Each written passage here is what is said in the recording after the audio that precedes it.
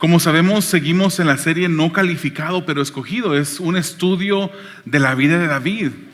Hoy día va a ser un poquito diferente. Hoy no vamos a ver una historia de David, no vamos a ver algunas cualidades de David, no vamos a ver algunas cosas que él hizo incorrectamente, que debemos nosotros guardarnos de hacer eso, sino que ahora vamos a ver cómo el Señor usó a David para escribir un salmo, en específico el Salmo 19 en esta mañana.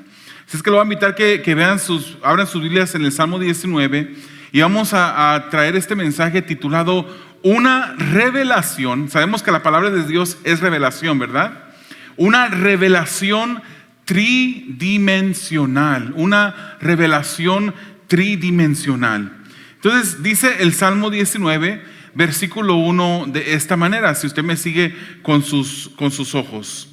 Dice: los cielos cuentan la gloria de Dios, la expansión proclama la obra de sus manos. ¿Por qué no lo lee conmigo? Está cortito el versículo, una vez más.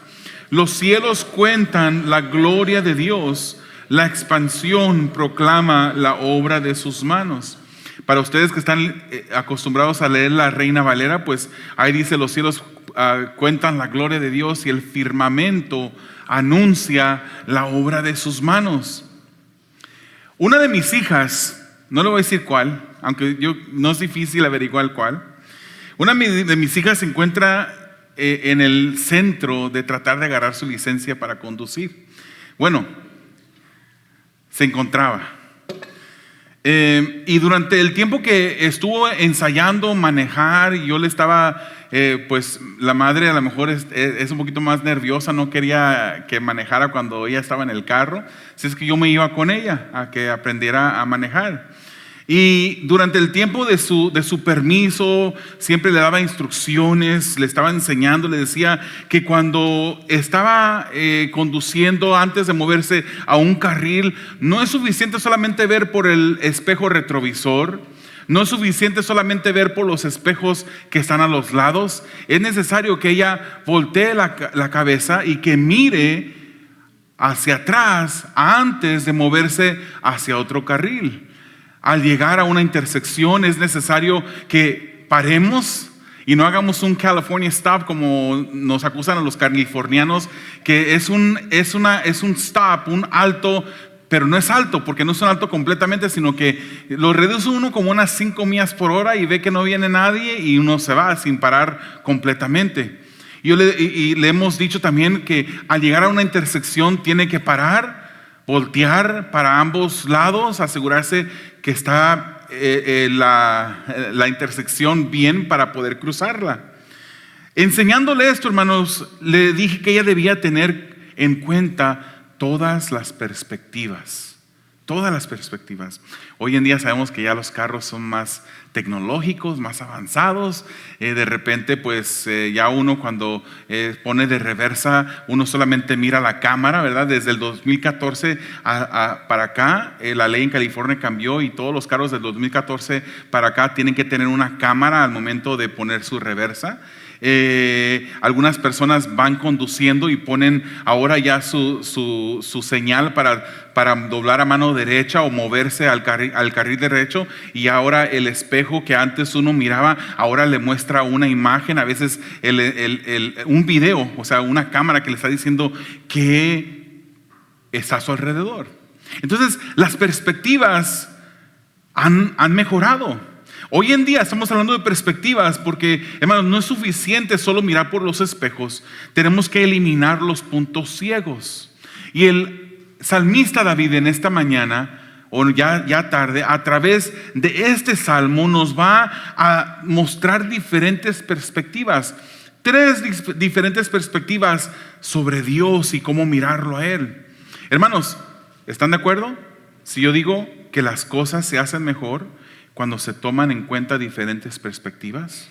Cuando usted va a tomar una acción, es bueno tener buenos consejos de diferentes personas. Lo hacen a uno pensar y calcular mejor la acción antes de tomarla, y típicamente si sabemos a quién pedirle un consejo, los resultados terminan mejor. Hay puntos de vista 2 dimensionales. o 2D, ¿verdad?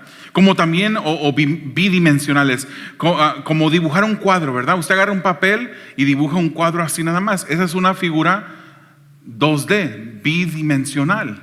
Pero hay otras figuras que usted puede incluso dibujar que son 3D, son 3D o tridimensionales. Y son mejores que las bidimensionales. Por ejemplo, en lugar de escribir solamente un cuadro, el cual le permite ver la altura de la imagen o la anchura, un cubo, cuando usted dibuja un cubo en un papel, también le permite ver la profundidad del objeto. Entonces usted agarra una perspectiva más de las que usted pudiera ver solamente con un cuadro. Bueno, hermanos, los salmos son un grupo de himnos y oraciones escritos por diferentes autores. Y en esta mañana, como le dije ya tarde, vamos a ver ese Salmo 19 que está dentro del grupo de salmos de sabiduría y que fue escrito por el rey David. En este salmo vamos a ver diferentes perspectivas y vamos a ver 15 referencias directas usando el nombre de Dios en este salmo. También vamos a ver otras referencias indirectas, como hablando del pronombre, en pronombres dirigiéndose a Dios. Este salmo, hermano, nos presenta una perspectiva tridimensional hacia Dios. Sabemos que Dios no se limita a 3 dimensiones. Sabemos que Dios es mucho más complejo, mucho más detalle que esto. Pero David en ese salmo nos va a presentar estas 3 dimensiones o perspectivas. Del versículo 1 al 6 vamos a mirar a Dios hacia arriba, mirando la creación. Obviamente aquí no miramos la creación, ¿verdad? No voltea arriba aquí porque vamos a ver luces nada más. Pero cuando estamos afuera, miramos hacia arriba y miramos la creación. Miramos a Dios a través de la creación. Luego vamos a ir al versículo 7 al 11 y ahí vamos a mirar a Dios hacia abajo. En las escrituras, haga de cuenta que tiene usted su Biblia enfrente de usted y mira las escrituras. Y ahí vamos a ver diferentes cosas. Cuando miramos arriba y miramos a la creación, miramos la revelación general que Dios dio a toda la humanidad.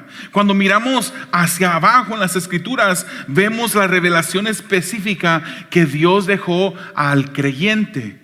Y finalmente, los versículos 12 al 14, vamos a mirarnos hacia adentro y examinarnos nosotros para ver cómo estamos reaccionando ante la grandeza de un Dios. Cantamos hoy, cuán grande es Dios. Y pareciera como que yo y los hermanos nos pusimos de acuerdo y no fue así. No fue así, aunque no estaría mal tampoco que nos pusiéramos de acuerdo, que cantaran cantos que van relacionados al mensaje. Pero hoy en día cantamos sobre un Dios que es grande y miremos por unos instantes eso, hermanos. Vayamos al versículo 1 y 2 esta vez. Sé que ya leímos el 1, pero vamos, versículo 1 y 2. La revelación general al mirar hacia arriba a la creación. Dice, los cielos cuentan la gloria de Dios. La expansión proclama la obra de sus manos. Un día, dice la escritura, transmite el mensaje al otro día. Una noche a la otra comparte sabiduría. O sea, David aquí comienza exaltando a Dios. Él apunta hacia Él lo grande que es, lo majestuoso que es y la evidencia que Él muestra, que también es grande y majestuosa, más pequeño que Él, obviamente el Creador es más grande que la creación, pero Él muestra esa evidencia de la creación. Una creación que es visible, una revelación que se le ha dado a todas las personas. Ninguna persona en este mundo puede caminar por esa tierra, mirar las montañas, mirar el sol, mirar las estrellas, la luna, mirar incluso una flor o mirar una abejita y mirar la creación y decir, yo no veo a Dios aquí. Ninguna persona, tiene que ser una persona necia, la persona que diga que Dios no existe. Porque Dios se ha revelado a través de la creación. ¿Quieren ustedes saber, hermanos? Hoy en día nuestros jóvenes están siendo atacados en las universidades. Hoy en día a nuestros jóvenes se les dice, Dios no existe. ¿Tú crees en Dios? ¿Qué menso eres? ¿Qué falta de entendimiento? ¿Qué necio eres? Pero si usted quiere, agarre un papel y un lápiz en este momento, o una pluma, y usted pueda tomar unas notas para que usted mismo le comparta a sus jóvenes de cómo usted les puede enseñar y cómo ellos pueden defender la existencia de Dios ante un profesor que quiera ponerlos a ellos en ridículos por creer en Dios. La evidencia es grande, hermanos, porque Dios es grande y majestuoso. La ciencia, hermanos, sigue descubriendo información sobre la creación. Miles es ¿cuánto? 1,000,000. 1,000,000,000 es 1,000,000,000 con B. 1,000,000,000,000 es 1,000,000,000,000. ¿Sabe usted cuántas estrellas hasta el día de hoy se han descubierto en la creación? Las personas que estudian esta rama de la ciencia han descubierto 1 sextillón de estrellas. ¿Ha escuchado usted ese nombre? Ese nombre de sextillón. Agarre un 1 y apúntele 21 ceros al final. Eso es lo que es un sextillón. Hasta este momento, la ciencia ha descubierto 1 sextillón de estrellas en el universo. 1 sextillón. Hermanos, ¿cuántos de ustedes son de Guadalajara? ¿O cuántos han ido a Guadalajara? ¿Cuántos han ido a Guadalajara manejando? A mí me ha tocado ir a Guadalajara manejando. Para Guadalajara, hermanos, es un camino largo y estamos aquí solamente el vecino del sur. Pero son 32 horas para los que manejamos normalmente, ¿verdad? No me diga usted que usted llegue a Guadalajara en 25 horas, porque entonces yo voy a cuestionar. Y si usted me invita a ir a Guadalajara con usted, no voy a ir, porque ya sé que usted maneja como una persona un poquito fuera de sí, por no decirlo de otra manera. Está lejos, 32 horas en manejo es largo. Una vez fuimos mi esposa y yo con nuestras hijas, nuestro hijo, todos estaban chiquitos, nos fuimos y arrancamos y no paramos sin pararnos. Nos fuimos solamente obviamente para comer y para el baño, que los muchachos cada rato están queriendo ir, pero fue largo. Ahora, hermanos, ese es un mundo que para nosotros es grande, pero es pequeñito. Déjenles les explico por qué. En años luz, tomaría 10 millones de años llegar al lugar más lejos del espacio que se ha descubierto hoy en día. 10,000 millones de años. Voy despacio porque es como un poquito difícil de entender. De años luz. No estoy hablando de agarrando un cohete o un avión que pueda ir a 500 millas por hora. Estoy hablando de que se pudiese inventar algún aparato que volara a la velocidad de años luz. Nos tomaría 10 millones de años llegar hacia el lugar más lejos que se ha descubierto en esta galaxia. En este universo. La luz, hermanos, viaja a 186 millas por segundo.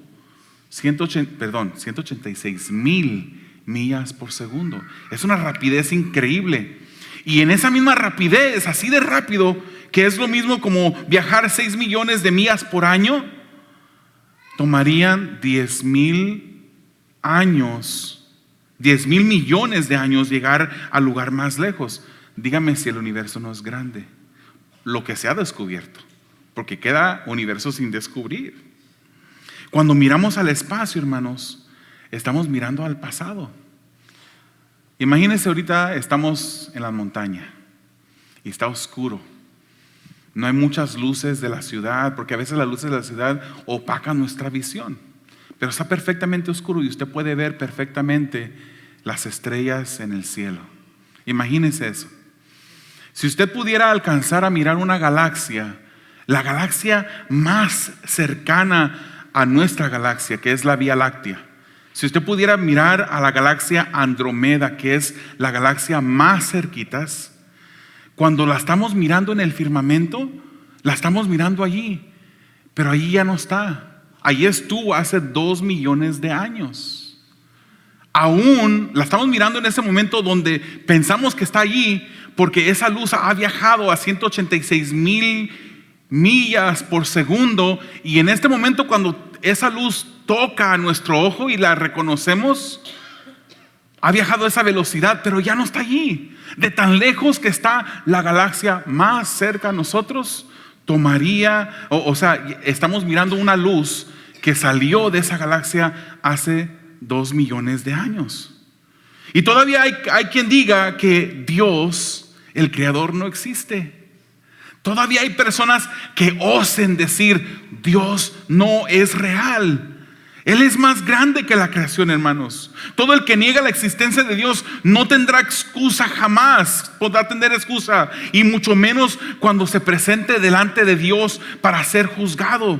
Romanos capítulo 1 versículo 20 dice: porque desde la creación del mundo las cualidades invisibles de Dios, es decir, su eterno poder y su naturaleza divina, se perciben claramente. O sea, dice, las cualidades invisibles. ¿Podemos ver a Dios?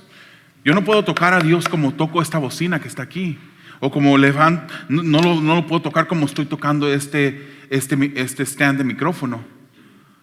Las cualidades invisibles de Dios, sin embargo, su eterno poder y su naturaleza, dicen, se perciben claramente a través de lo que Él creó. No hay duda de que Dios existe, de modo que nadie tiene excusa. Nadie tiene excusa. Hermanos, la ley conocida como la ley Hubble, y esa es una ley, hermano, no es una teoría. Por ahí hay muchos científicos que han diseñado teorías. Es su manera de tratar de explicar un fenómeno que no se entiende. No estoy hablando de una teoría. Hay una ley que se llama, una ley científica que se llama la ley Hubble. Esta es una ley comprobada. Y dice que el universo está continuamente expandiéndose. Se está expandiendo. O sea que si esa expansión se le pone en reversa, podríamos llegar al punto cuando fue creado. Pero se va expandiendo. La Tierra ha sido puesta sobre su axis inclinada a un 23.5 grados. O sea que Dios, cuando la puso en el firmamento, la puso con una leve desviación o leve inclinación, digo. ¿Por qué lo hizo Dios así? Está comprobado que si no tuviera esa inclinación de 23.5 grados, no pudiera existir la vida aquí en la tierra. Si solamente fueran 23 grados, o si fueran 24 y no 23.5, la vida dejaría de existir. No habría plantas, no habría seres humanos, no habría oxígeno, no habría vida. Pero Dios la creó exactamente, hermanos. O sea que al mirar la naturaleza a través de la ciencia, podemos comprobar que Dios existe. No es verdad que los cristianos, cuando entramos a la iglesia, nos quitamos el cerebro y nomás aventamos nuestro cerebro en un recipiente canasto, así como de esos que son hechos artesanalmente. No. Nosotros, cuando pensamos en quién Dios es, cuando leemos la palabra, no somos enemigos de la ciencia. La ciencia más bien apoya lo que la palabra de Dios dice. Es lo que dice. Dios creó la tierra así, de esa manera. En otro salmo, hermanos, David dice en el Salmo 8, versículos 3 al 4: cuando contemplo tus cielos, obra de tus dedos, la luna y las estrellas que allí fijaste, me pregunto, ¿qué es el hombre para que en él pienses? ¿Qué es el hijo del hombre para que lo tomes en cuenta? Es que somos pequeñitos.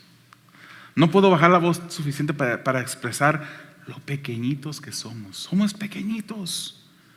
Él también dice en el Salmo 19, 3 al 4a: sin palabras, sin lenguaje, sin una voz perceptible, hablando de la creación, por toda la tierra resuena su eco. Sus palabras llegan hasta los confines del mundo. O sea, la creación no nos habla. El sol no dice nada. No dice, voy pasando, son las 12 del mediodía.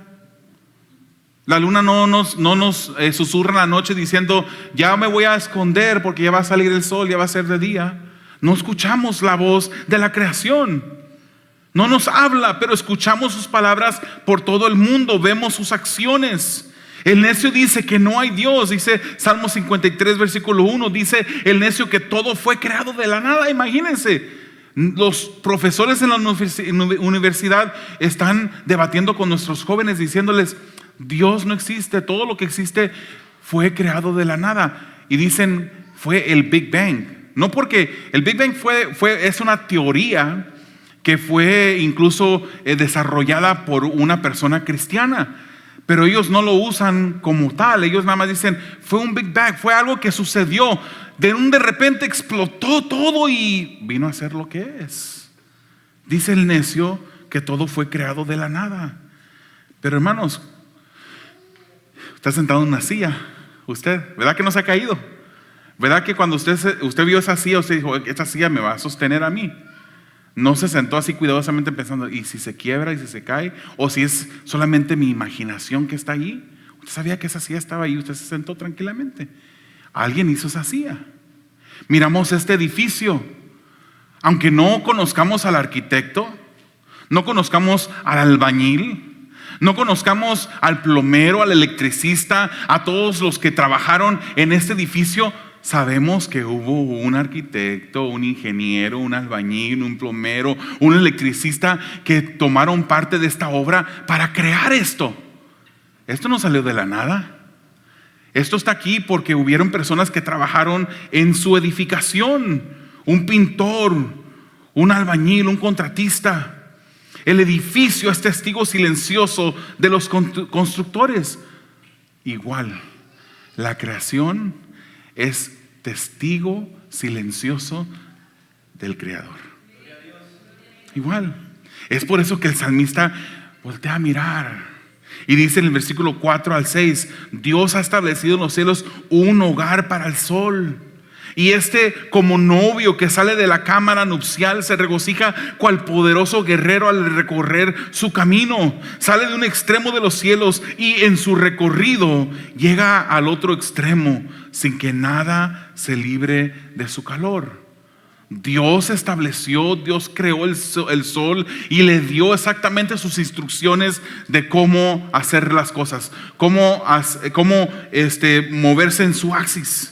El sol sigue en el mismo lugar donde Dios lo colocó desde el principio. Ahí está, fiel a su trabajo, fiel a las órdenes de su Creador. Él sigue las órdenes del Creador, siempre dispuesto. Pareciera como que se regocija como el esposo en la luna de miel. Está dispuesto como un atleta ansioso por correr la carrera. Eso es lo que el salmista nos está diciendo. Aunque obviamente para él, en el tiempo que él escribe esto, él mira y pareciera como que el sol está dándole vueltas a la tierra, ¿verdad? No es así. Hoy sabemos que no es así. Hoy sabemos que es la tierra la que se mueve en su axis y luego rota alrededor del sol, ¿verdad? En un año hace una vuelta completa. Pero para él miraba el sol como que era el sol el que daba la vuelta, porque salía de un lado del horizonte y terminaba en el otro. La creación, hermanos, le sirve a su Creador gustosamente.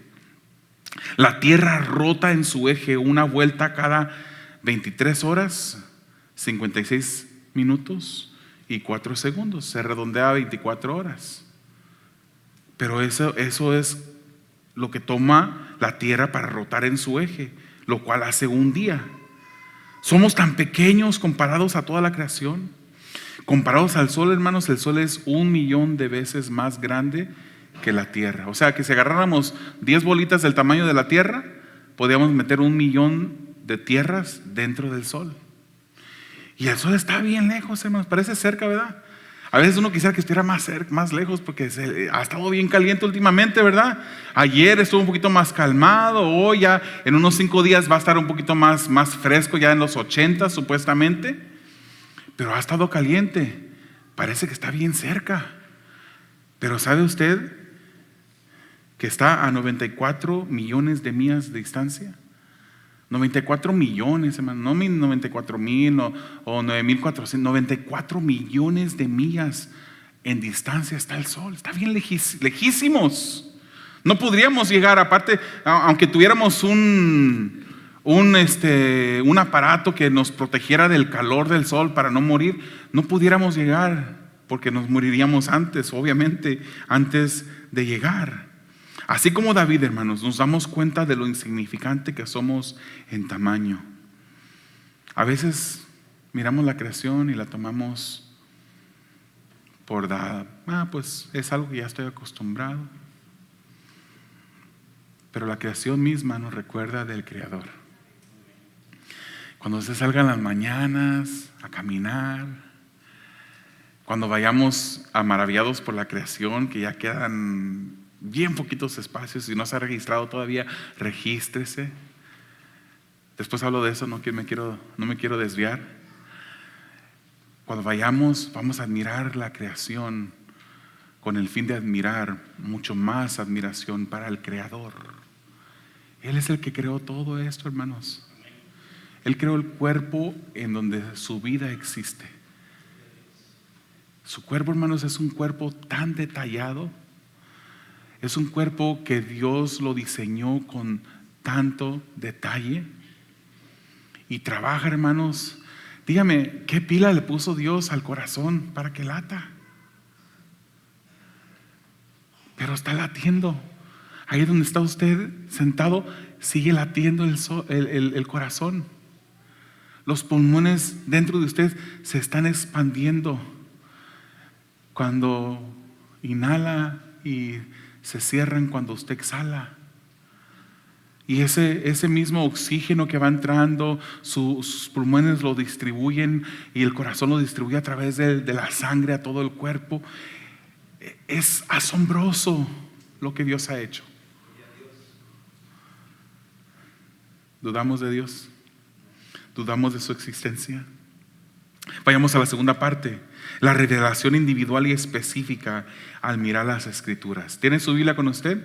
Vamos ahora a mirar abajo hacia nuestras Escrituras. Dice, la ley del Señor. Cuando habla de ley está hablando de la palabra, de la Biblia. La ley del Señor es perfecta, infunde nuevo aliento. El mandato del Señor es digno de confianza, da sabiduría al sencillo. Los preceptos del Señor son rectos, traen alegría al corazón. El mandamiento del Señor es claro, da luz a los ojos. El temor del Señor es puro, permanece para siempre. Las ordenanzas del Señor son verdaderas, todas ellas son justas. David se admira de la grandeza de Dios a través de la creación. Ya lo vimos, en la creación Dios muestra su vasta sabiduría. Un Dios así, hermanos, es digno de obedecer. Un Dios tan inteligente, tan poderoso, tan grande, tan majestuoso, que creó todo lo que existe, es digno de seguir, es digno de obedecer. ¿Y cómo le seguimos? ¿Cómo sabemos qué hacer? ¿Cómo le obedecemos? Miramos hacia la palabra. Esta palabra, hermanos, escrita en un espacio de 1500 años por aproximadamente 40 diferentes autores, en 3 diferentes lenguajes, en 3 diferentes continentes. Los 40 diferentes autores humanos en su mayoría no se conocieron el uno al otro, no pudieron haber hecho una prensa o una conferencia para decir, ok, tú escribe de esto y tú escribe de esto, y luego revisamos para asegurarnos que no se contradiga una cosa de la otra. No. En un espacio de 1500 años, y no hay una sola contradicción en su palabra. ¿Usted quiere obedecer a Dios? Lea su palabra. ¿Usted quiere saber cuáles son las restricciones que Dios nos pone por nuestro bien, para nuestra felicidad? Leamos su palabra. Obedezcamos a ese Dios tan grande, hermanos, que cuando miramos, solamente mirando el océano, yo me pongo a temblar, hermanos. ¿Será porque no sé nadar? Nací en San Pedro, al lado del mar, pero no sé nadar, hermano. Un primo una vez, cuando yo estaba chiquito, en una alberca pública de la ciudad, me agarró y me metió abajo y no fue este primo, no lo vayan a mirar feo. Y yo me sentí pavor en ese momento y yo no quise aprender a nadar. Pero yo cuando miro el océano, vasto, grandísimo, hermanos, eso es para uno temblar y decir, Señor, qué tan grande. Él midió, dice la Escritura, que Él midió las aguas en su palma. Qué grande es Dios. ¿Queremos obedecer a ese Dios grande? Aquí está. Aquí nos dejó sus instrucciones. David se admira de ese Dios tan grande. Y él dice que la creación revela el poder y el conocimiento de Dios. Y las verdades científicas apoyan esas verdades, estimulan nuestro intelecto. Pero su verdad, o sea, su palabra, su verdad espiritual redarguye el corazón. Nos mueve a pensar.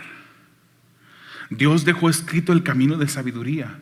Dios nos muestra los beneficios del camino de sabiduría en su palabra. Cuando digo palabra me refiero a su escritura. Cuando digo escritura me refiero a la Biblia.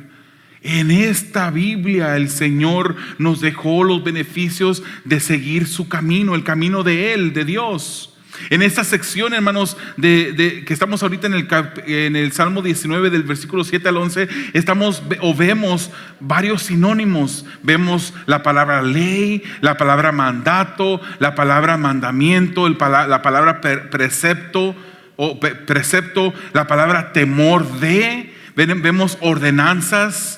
Vemos otras versiones que usan también palabras como testimonio y juicios. David también usa diferentes cualidades de la escritura. Dice que es perfecta, que es digna, que es recta, que es clara, que es pura, que es verdadera. Otras versiones dicen es fiel, es limpia. David dice, hermanos, que los beneficios de la palabra infunden nuevo aliento y convierten al alma. ¿Usted quiere saber por qué en su vida usted vuelve a cometer las mismas cosas, los mismos errores, los mismos pecados y se encuentra en el mismo lugar siempre pidiéndole al Señor misericordia y perdón por lo mismo? No se ha metido a su palabra lo suficiente. No ha leído lo suficiente de su palabra.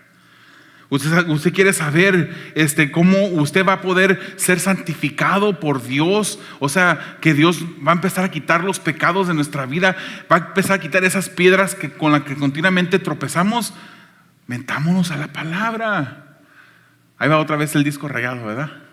Yo soy el pastor del disco rayado. Oren, lean la palabra. Oren, lean la palabra. Todos los días. Nunca está de más decirlo en todas las prédicas. Les animamos a orar todos los días, a estar en su palabra todos los días. Porque esta palabra, hermanos, es la que infunde nuevo aliento. ¿Andas decaído? Lee la palabra para que oigas las promesas de Dios para tu vida. ¿No sabes qué hacer? Lee la palabra. En ellos hay ejemplos de cosas que debes de hacer. ¿Estás batallando con la decisión de hacer algo que sabes que a Dios no le agrada? Mira la palabra para que mires lo que le pasó a las personas que hicieron lo que tú estás pensando hacer. Lo que el enemigo ya te trajo a la mente y tú lo has ahora guardado en tu corazón y lo estás más o menos manejando ahí. Hoy lo hago, no lo hago. Leamos la palabra. La palabra es la que cambia, hermanos. La palabra es la que santifica. Seguimos siendo los mismos cristianos inmaduros porque no leemos la palabra, porque no la estudiamos. El apóstol Pablo le decía a la iglesia: quiero darte carne, pero no estabas ahí suficiente, no eras de suficientemente estatura para darte carne. Es como su hijo. Si usted ha sido padre o madre, usted se va a preocupar cuando ese niño de repente llegue al año, a los 2 años, a los 3 años, sea ya un adolescente y todavía no pueda caminar. Usted debería estar preocupado, hermanos. Si usted lleva tanto tiempo en el Evangelio, sirviéndole al Señor y sigue sin conocer la palabra, ¿qué haría si yo le dijera de repente, me invento un cuento y le digo: ¿sabe qué? La palabra del Señor dice, dice la palabra, ayúdate que Dios te ayudará. ¿Usted va a saber que eso no está en la palabra? ¿Eso no está en la palabra? Si yo le digo otra cosa que dice la palabra, ¿la va a saber usted? Hermanos, crezcamos en el conocimiento de la palabra. Porque incluso Jesús, cuando Él oraba al Padre, dijo: santifícalos en tu verdad. Tu palabra es verdad. Tu palabra. Estemos en la palabra. La palabra nos da sabiduría a los que somos sencillos. Los que no conocemos, nos da conocimiento, nos da sabiduría. Hermanos, hay personas que por leer la palabra, su manera de hablar, su manera de platicar, de pensar, de actuar, cambia. Porque la palabra cambia. Hay personas que hablan hoy mejor, con un vocabulario mejor, simplemente por leer la palabra. Obviamente ese no es el punto de leer la palabra, pero ese es uno de los beneficios que también da. Dice 2 Timoteo 3, 15 al 17: desde tu niñez conoce las sagradas escrituras. Ese es Pablo escribiendo a Timoteo. Y que pueden darte la sabiduría necesaria para la salvación mediante la fe en Cristo Jesús. Dice: toda la escritura es inspirada por Dios y útil para enseñar. ¿Queremos aprender? Para reprender. ¿Queremos ser corregidos?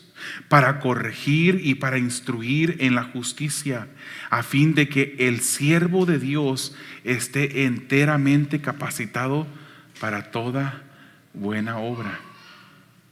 ¿Quiere usted estar enteramente capacitado para toda buena obra? Lea la palabra. Proverbios 2:6 dice: porque el Señor da la sabiduría, conocimiento e inteligencia brotan de sus labios. Esta palabra, hermanos, trae alegría. Salmo 119, 143 dice: angustia y aflicción han caído sobre mí, pero tus mandamientos son mi regocijo. Está claro que el caminar del cristiano no siempre va a ser color de rosa. Una rosa, de hecho, es muy bonita, ¿verdad? Usted agarra los pétalos de una flor, una rosa que no se ha marchitado aún, y está hasta como, se siente como terciopelo, ¿verdad? Es bonita, pero la rosa también tiene espinas. Podemos decir que es similar a nuestro caminar. Es bello conocer al Señor. No hay otra mejor alternativa que caminar con el Señor en comunión con Dios. Ser discípulo, seguidor de Jesús. No hay mejor vida que esta. Pero eso no quiere decir que no habrán espinas en el camino, que no habrá dolor, que no habrá tiempos de espera, que no habrá tiempos de desesperación también. Pero cuando confiamos en su palabra, que es verdad, que fue inspirada por ese Dios que hizo todo lo que existe, dice el salmista: tus mandamientos son mi regocijo. Encontramos gozo en el Señor. Ella da luz a los ojos. O sea, eso es discernimiento. Como dice Salmo 119, 66: impárteme conocimiento y buen juicio, pues yo creo en tus mandamientos. Y el temor permanece para siempre. Filipenses 2:12 dice: así que mis queridos hermanos, como han obedecido siempre, no solo en mi presencia, sino mucho más ahora en mi ausencia, lleven a cabo su salvación con temor y temblor, pues Dios es quien produce en ustedes tanto el querer como el hacer, para que se cumpla su buena voluntad.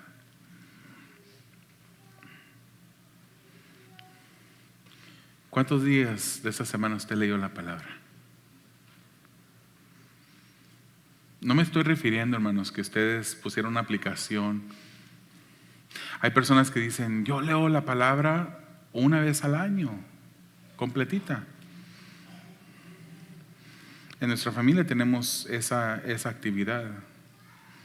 Cada vez que terminamos de leer la Biblia, en la aplicación, yo hago una nueva invitación. A veces mi esposa lo hace a todos nuestros hijos. Nos mandamos la invitación el uno al otro dentro de la aplicación The Bible App, y leemos la palabra una vez al año, toda, desde principio a fin. Pero eso no es suficiente, hermanos. No estoy hablando de que pongas una aplicación. Está bien, qué bueno. Estar haciendo eso es una buena práctica. Pero estoy hablando de meterte más profundamente en su palabra. No tienes que leer. A veces es más beneficioso, en lugar de estar leyendo 6 capítulos por día, agarrar un pedazo de las escrituras y en la escritura leerlo y preguntarte, ser consciente, hacerte preguntas, decir: ¿qué es lo que Dios me está diciendo? ¿Qué me quiere corregir? ¿Qué malos ejemplos estoy leyendo que Dios quiere que yo no haga? ¿Qué buenos ejemplos quiere que Dios quiere que yo siga? ¿Cómo me está corrigiendo? ¿Qué promesas me está recordando? ¿Cómo me quiere animar? Tenemos que leer la palabra de esa manera, estudiarla, concentrarnos en ella. El Salmo 19, versículo 10 al 11 dice: son más deseables que el oro, más que mucho oro afinado, son más dulces que la miel que destila del panal. Por ellas queda advertido tu siervo, quien las obedece recibe una gran recompensa. Quiero preguntarte a ti, ¿tú tienes el mismo sentir de la palabra que el salmista? Cuando tú lees, hermanos, ¿les gusta la miel a ustedes? ¿Les gusta la miel? La miel pura, esa la que se hace azúcar, hermanos. Esa es la miel de verdad. Se hace azúcar, se pone dura. ¿Verdad que está bien rica? El día de ayer mi hija hizo un smoothie de mango. Fuimos a Ensenada, yo y mi esposa, hace unas semanas. Y mi esposa compró como $200 de puros mangos. Ahí estaba en la casa de un familiar en Ensenada, pelándolos y quitándoles el hueso para poderlos pasar congelados, ¿verdad? Y estamos comiendo smoothies, hermano. ¿Quién quiere venir a la casa a comerse un smoothie? Mi hija, una de mis hijas hizo un smoothie ayer con miel, le echó miel. Y yo sé que le echó miel, porque yo percibí el sabor de la miel dentro del smoothie. Es riquísimo. ¿A usted le gusta la miel también? Está muy rica. ¿Le gusta a usted? ¿Ama a usted? ¿Desea su paladar espiritual la palabra?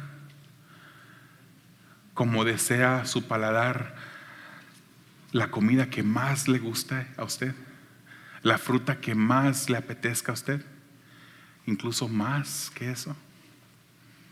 ¿Así lo desea, hermanos?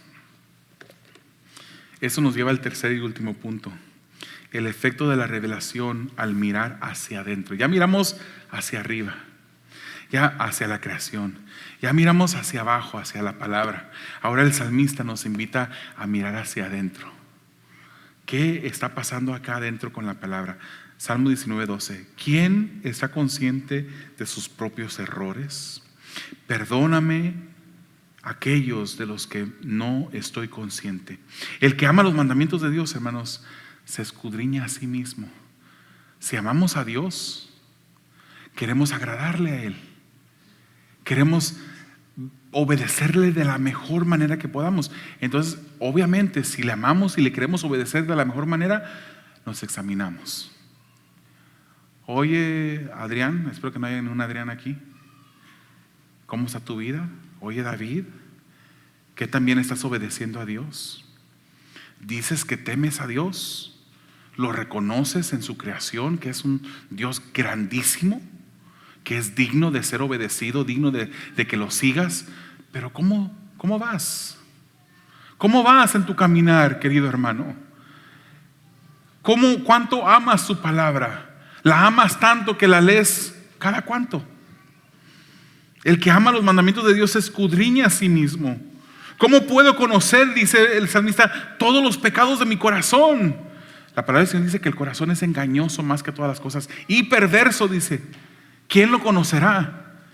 Es por eso que no decimos, y creo que lo dije la semana pasada, no decimos: haz lo que te haga sentir bien, haz como tu corazón te dicte. No, entrega tu camino al Señor, que Él te dicte cómo hacer. Lee la palabra. Y el salmista dice: no puedo conocer yo todo lo que hay en mi corazón, pero límpiame de esos pecados, incluso los que están ocultos a mí, los que yo no conozco. Y en el Salmo 139 David pide a Dios que le ayude a caminar en su camino, a ser íntegro, a no resbalarse e ir en contra de Él. 2 Corintios 13:5 dice: examínense para ver si están en la fe, pruébense a sí mismo. Hermano, no voltees con el vecino que está a tu lado, no voltees con tu esposo, con tu esposa, con tu familiar, no voltees. No seamos una iglesia donde la persona que está a nuestro lado salga con las costillas adoloridas de tantos codazos que le damos. Oye, te hablan. Agarremos la palabra y examinémonos a nosotros mismos. Eso es lo que la palabra nos dice, que nos examinemos, que nos probemos a nosotros mismos. No digamos, ay, esta predicación de hoy en día le tocaba a fulana, lástima que no vino. Es para nosotros. Salmo 19, 13 al 14 dice: libra además a tu siervo de pecar a sabiendas. No permitas que tales pecados me dominen. ¿Se recuerda de los pecados que David cometió? Los acabamos de hablar de esos en las últimas semanas. Y él aquí le está pidiendo: líbrame de estos pecados. Entonces seré íntegro, inocente de un gran pecado. Sean pues aceptables ante ti mis palabras y mis meditaciones, oh Señor, mi roca y mi redentor. El Hijo de Dios va a buscar no pecar en contra de Dios, su creador. Aparte de ser su creador, hermanos, de todos en este mundo es creador. Todos son sus criaturas. Pero nosotros tenemos un privilegio que otras personas no tienen, porque no todos son hijos de Dios. Nosotros que conocemos a nuestro Salvador, que hemos entregado nuestra vida, que hemos puesto nuestra fe en Jesús, somos hijos de Dios, dice la Escritura. Y el Hijo de Dios, el verdadero Hijo de Dios, deseará temerle a Dios. Deseará aborrecer todo aquello que a Dios no le agrada, hermanos.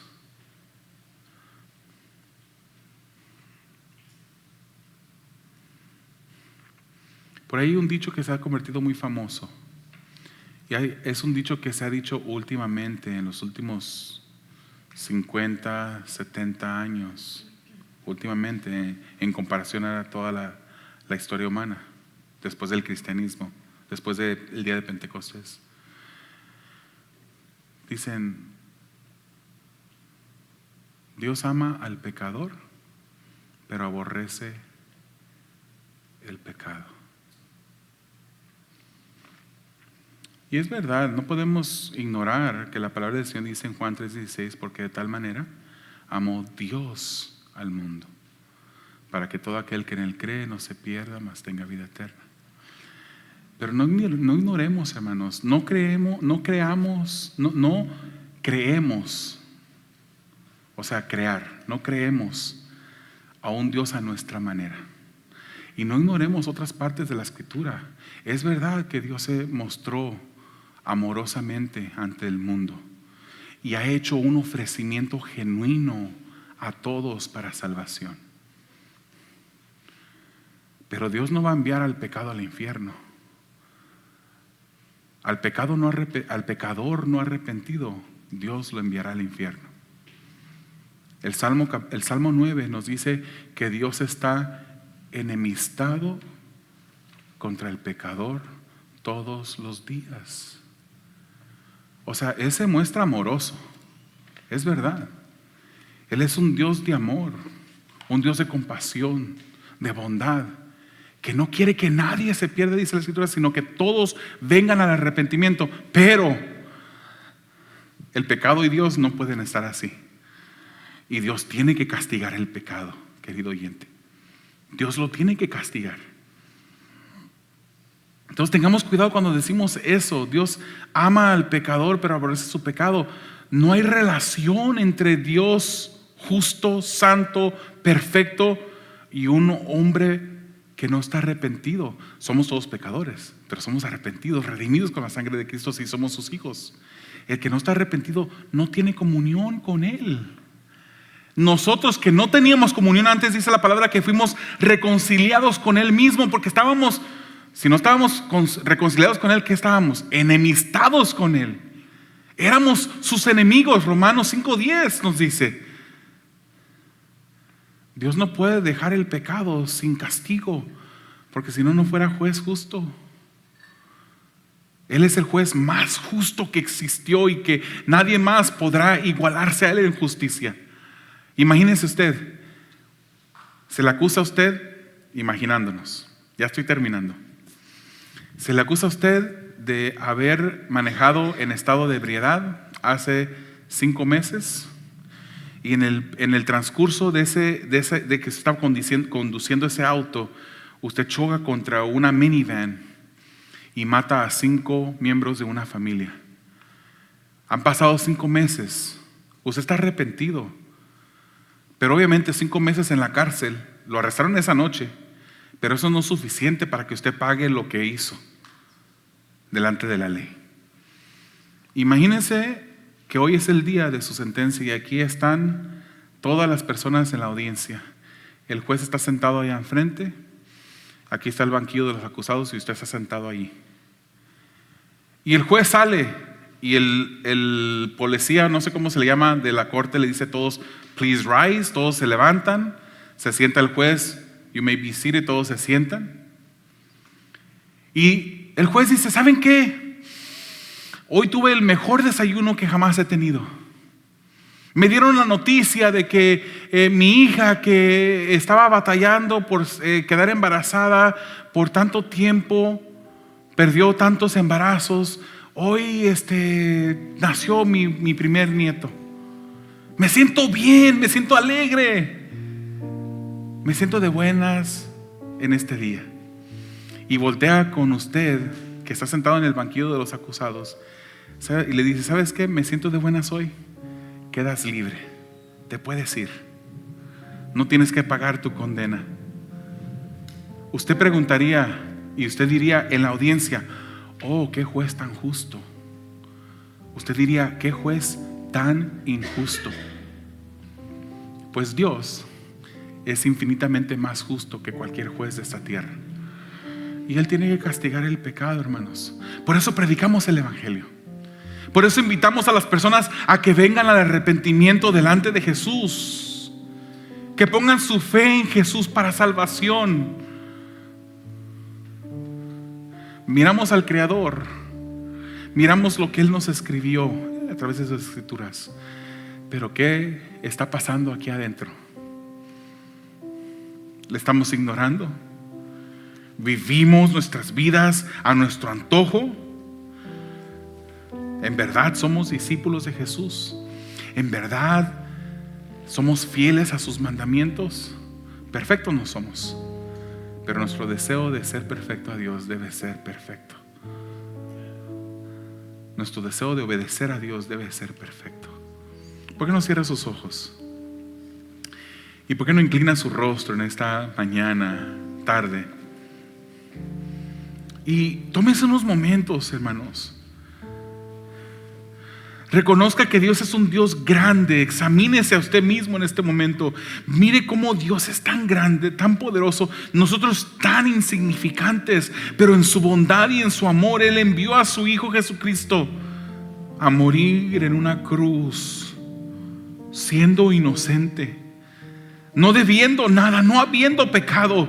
Murió la muerte del peor de los malhechores en una cruz. A la vista del mundo, aunque nosotros sabemos que fue el líder más grande que jamás caminó en esta tierra, a la vista del mundo Él terminó como un líder derrotado, abandonado, humillado por ti y por mí. ¿No es digno el Señor de que vivamos para Él? De que leamos su palabra y obedezcamos sus instrucciones. Amado Dios, te damos a ti gracias. Gracias, Señor, por ese acto de bondad que hiciste. Un acto de bondad para nosotros quienes no merecíamos tu bondad, tu gracia y tu misericordia. Pedimos tu ayuda, Señor. Nuestro caminar no es perfecto. Muchas veces venimos a ti solamente cuando necesitamos algo. Muchas veces venimos a ti solamente para cumplir. Te pedimos perdón, Señor. Y te pedimos, Padre, que tú nos des apetito por tu palabra. Que ella vaya cambiando nuestro interior, santificándonos. De tal modo, Señor, que podamos honrarte y servirte como tú quieres que lo hagamos. Sé tú honrado en nuestras vidas, Señor. Salva a los que no has salvado, Señor. Que tu Espíritu Santo redarguya cada corazón y cada vida para que seamos mejores hijos, Señor, y en otros para salvación. Te lo pedimos en el nombre de Jesús. Amén.